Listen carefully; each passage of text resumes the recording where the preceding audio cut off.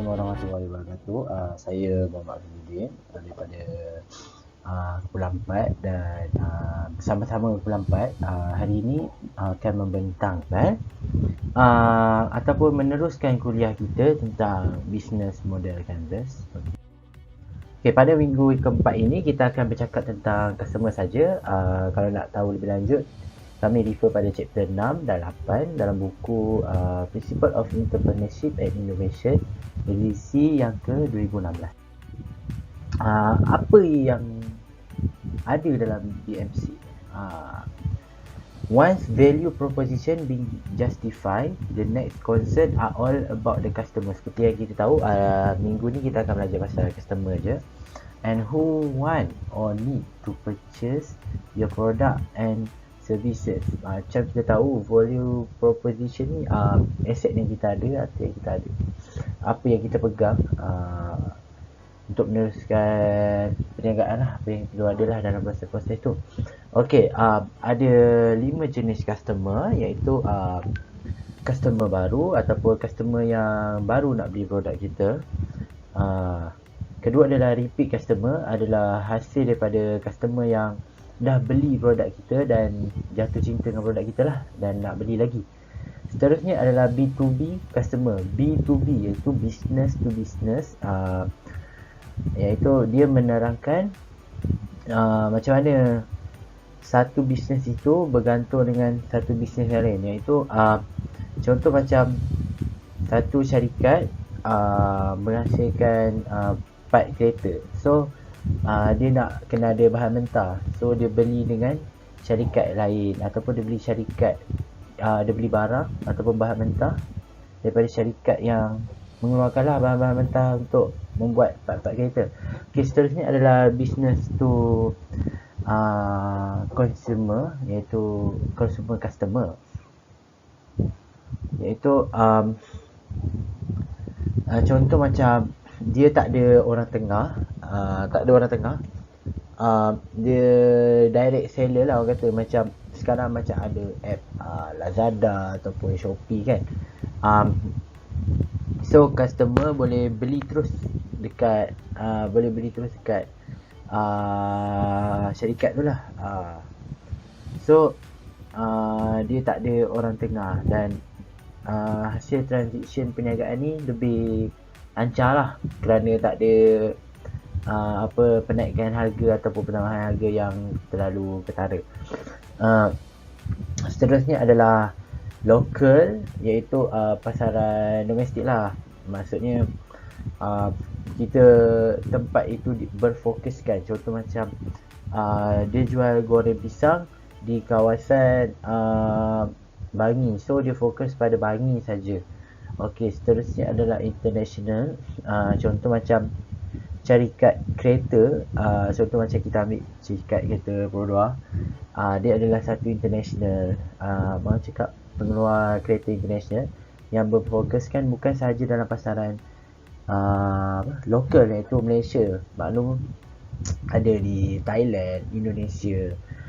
Ini dia meluaskan pasarannya luar daripada pasaran domestik ataupun lokal. Dan terakhir adalah global customer. Global customer ni, bezanya international dan global adalah international dia menyasarkan satu-satu negara ataupun pasaran yang dia nak tembus. Contoh macam dia dah ada perniagaan di Malaysia, dia nak besarkan perniagaan dia di Thailand, ataupun nak besarkan perniagaan dia di luar pasaran domestik dia. Kalau global maksud dia adalah serata dunia. Contoh macam kita ambil contoh terdekat adalah McD. Maksudnya McD, kita tengok McD, setiap negara ada McD. So maknanya dia dah menjadi satu, dia dah berjaya lah menjual produk dia ke peringkat global customer, iaitu setiap global ni maksudnya setiap pelusuk dunia ada syarikat dia, ada orang boleh beli barang dia. Okey, itu saja daripada saya. Saya serahkan kepada presentation ataupun presenter seterusnya lah. Kali ini saya ingin menerangkan mengenai pasaran, iaitu pasaran terbahagi kepada dua, iaitu segmentasi pasaran dan sasaran pasaran. Yang pertama, segmentasi pasaran ialah proses membahagikan pasaran yang besar kepada segmen pasaran atau kumpulan pengguna yang lebih kecil mengikut keperluan, lokasi, pendapatan atau gelagat pembelian. Tujuan segmentasi pasaran ini adalah supaya campuran pemasaran yang sesuai dapat dibentuk untuk menawarkan produk yang dapat memenuhi keperluan pengguna. Pengeluar boleh melakukan segmentasi pasaran berdasarkan 4 asas yang utama, iaitu geografi, demografi, psikografi dan gelagat pengguna. Berdasarkan segmentasi geografi, proses ini boleh membahagikan pasaran mengikut kawasan atau unit geografi seperti negara, negeri, daerah, mukim, pekan atau kawasan perumahan. Yang kedua pula adalah demografi. Segmentasi demografi merupakan proses membahagikan pasaran berdasarkan pemboleh upah demografi.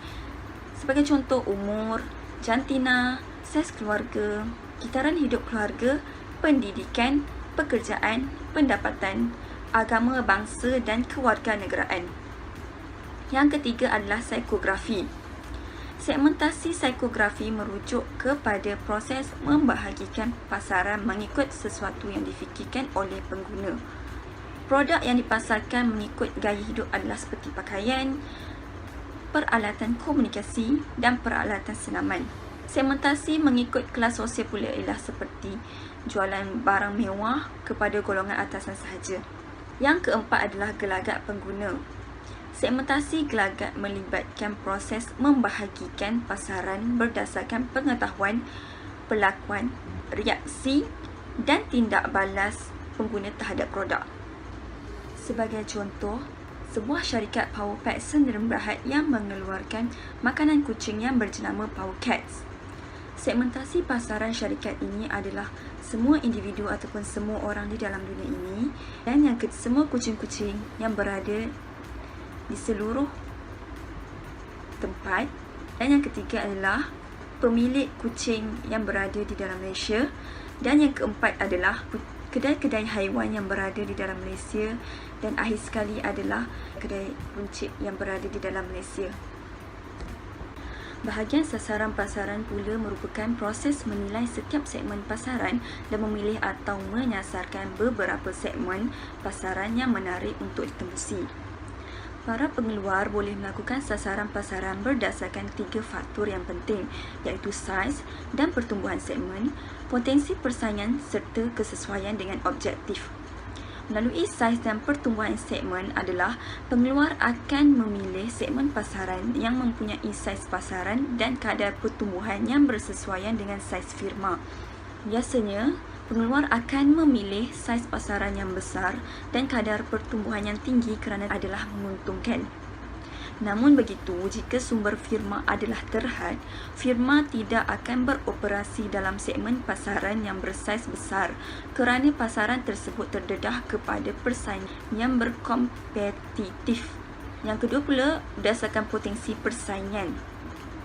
Pengeluar harus menilai potensi persaingan dalam segmen pasaran dari segi bilangan pesaing, jenis produk pengganti, pengaruh pengguna terhadap produk dan pengaruh pengeluar terhadap produk. Sebagai contoh, pengeluar akan tertarik dengan sesuatu segmen pasaran sekiranya jenis produk pengganti yang wujud dalam segmen itu tidak banyak kerana kurang persaingan. Sebaliknya, jika persaingan adalah hebat, pengeluar tidak akan menembusi pasaran tersebut kerana tidak menguntungkan. Yang ketiga pula, dari sudut kesesuaian dengan objektif. Pengeluar harus memastikan penyasaran sesuatu segmen pasaran perlu bersesuaian dengan objektif organisasi, khususnya objektif jangka masa panjang. Pengeluar juga harus memastikan sama ada ia mempunyai sumber yang mencukupi untuk menyasar segmen tersebut dan menghadapi persaingan. Sumber pengeluar merujuk kepada sumber kewangan, tenaga manusia, kepakaran dan teknologi. Berdasarkan contoh yang kita dapat lihat di sini ialah syarikat Power Pet cenderung berhad yang mengeluarkan makanan kucing yang berjenama Power Cats. Sasaran pasaran syarikat ini adalah kedai-kedai kucing di kawasan bandar, Yang kedua adalah kedai-kedai runcit di kawasan bandar. Yang ketiga ialah klinik haiwan di kawasan bandar di dalam Malaysia. Dan yang keempat adalah kedai haiwan di kawasan bandar. Dan yang keempat adalah pemilik kedai-kedai haiwan di kawasan bandar di dalam Malaysia. Baik, berkenaan dengan model PMC itu sendiri, kita dapat melihat ia merupakan pembahagian-pembahagian mengenai dengan sesuatu produk yang ingin dijual oleh seseorang individu yang mempunyai produk.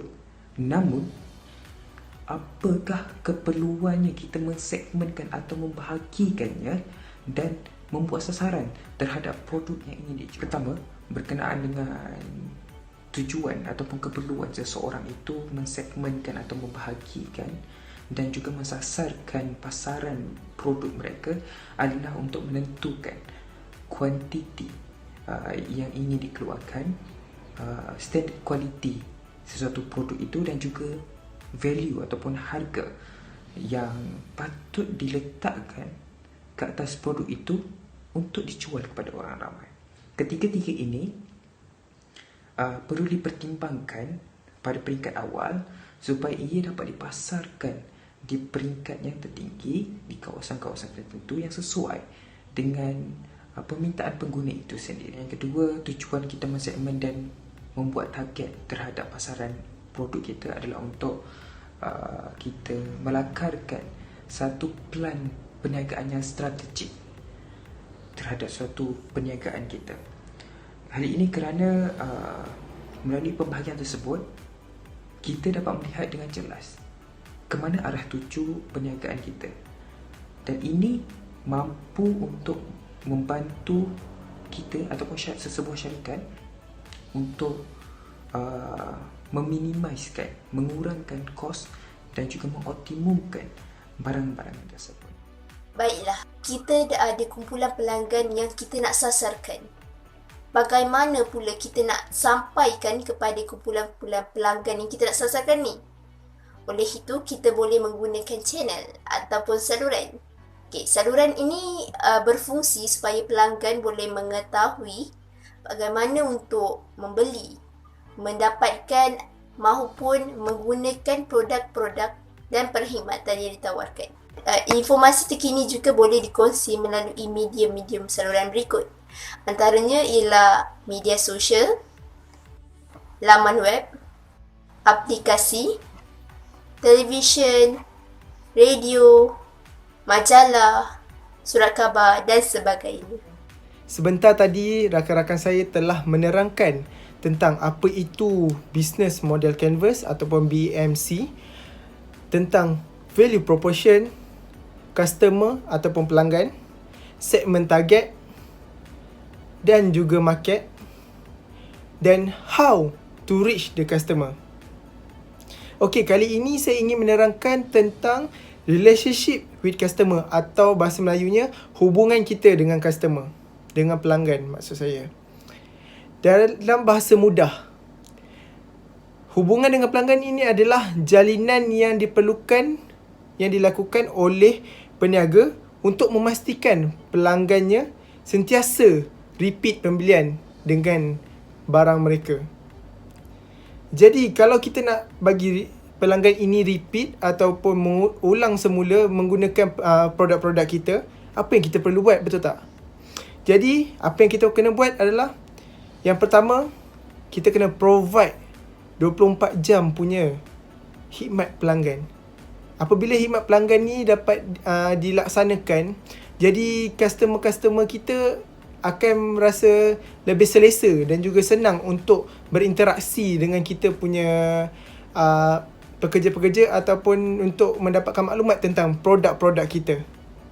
Jadi yang kedua ialah kita kena pastikan pelanggan-pelanggan kita ini sentiasa gembira. Kerana apa? Kerana kegembiraan pelanggan itu adalah keutamaan kita. Bila kita jadikan keutamaan kita adalah kalau kita jadikan kebahagiaan, kegembiraan pelanggan itu adalah keutamaan kita, maka ia akan memudahkan proses dan juga proses perniagaan kita. Okey. Yang ketiga, kita perlu pastikan mereka ingat dengan produk kita. Kerana jika mereka beli pada pembelian pertama, jadi dekat situ kita kena buat satu impression yang cukup besar untuk luas untuk mereka. Untuk selepas ini, jika mereka inginkan barangan tersebut lagi, mereka boleh jumpa dengan kita dan beli dengan kita lagi. Okey, itu adalah yang keempat. Supaya pastikan mereka ini sentiasa memilih untuk membeli dengan kita. Jadi dengan ini hubungan kita dengan customer akan menjadi lebih rapat dan juga barang yang kita ingin jual itu lebih mudah untuk dijual dan juga kebaikan-kebaikan produk kita ini dapat disampaikan kepada rakan-rakan mereka. Jadi ini dapat memberi kelebihan kepada kita punya produk untuk terus meningkat dan juga pengeluaran yang meningkat demi kelangsungan produk tersebut. Jadi untuk kita tengok contoh yang ada dalam hubungan relationship with customer ni adalah satu syarikat, iaitu kalau kita tengok Watson amat mementingkan hubungan mereka dengan pelanggan-pelanggannya. Kerana oleh itu mereka telah mengeluarkan satu membership yang menyebabkan pelanggan-pelanggan ini sentiasa ingin membeli di kedai mereka. Sebab apa? Sebab membership tersebut mempunyai promotion, ganjaran dan juga kelebihan kepada pelanggan-pelanggan yang mempunyai membership kepada mereka. Jadi oleh itu, pelanggan-pelanggan ini sentiasa akan memastikan mereka membeli di Watson. Begitulah Watson menarik minat pelanggan untuk sentiasa membeli produk daripada mereka. Jadi kalau kita nak buat hubungan antara customer ini, kita juga kena keluarkan costing, kita kena melabur. Sebagai contoh, Watson melabur untuk mengeluarkan kad, memberi kad percuma kepada pelanggan-pelanggan mereka. Jadi di sini kalau kita nak terus pelanggan mencari kita, jadi kita kena invest sedikit untuk mendapat pulangan yang lebih banyak nanti.